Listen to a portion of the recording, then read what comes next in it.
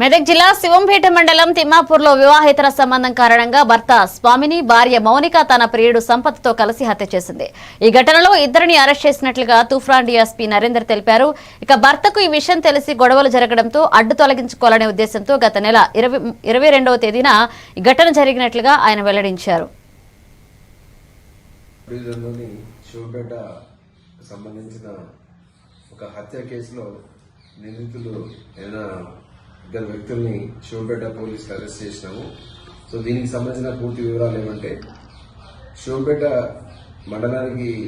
మండలంలోని తిమ్మాపూర్ గ్రామానికి చెందిన కొల్లబోయిన మౌనిక అని ఈమె 12 సంవత్సరాల క్రితం వీళ్ళ మేనత్త కొడుకైన స్వామితోటి ఈయన తూప్రాన్ మండలము రావేలి గ్రామానికి చెందిన వ్యక్తి ఈయనతోటి వివాహం జరిగింది. వివాహం తర్వాత ఆయన ఇల్లరికం వెళ్లి అదే ఊర్లో తిమ్మాపూర్లో సెటిల్ అయిపోయినాడు.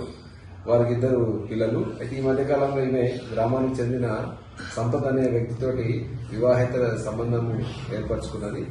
ఆ విషయంలో భర్తకు కొంతకాలానికి అనుమానం కలిగింది. ఆ తర్వాత అది బయటపడడంతో భర్త మౌనికతోటి ఈ విషయంలో గొడవపడి ఆ విషయాన్ని బయటికి చెప్పేసి పంచాయతీ పెడతానని భార్యని బెదిరించడంతో ఆమె ఎట్లయినా సరే భర్తని అడ్డు తొలగించుకోవాలా, తర్వాత ఈ విషయం బయటపడితే ఏమైపోతుందన్న ఒక ఆందోళనతోటి ప్రియుడితోటి ఒక పథకం పన్ని దాని ప్రకారం సంబంధానికి అడ్డుగా వచ్చిన భర్తని అడ్డు తొలగించుకోవాలన్న ఉద్దేశంతో ఈ నేరానికి పాల్పడినట్లు ఇద్దరు కూడా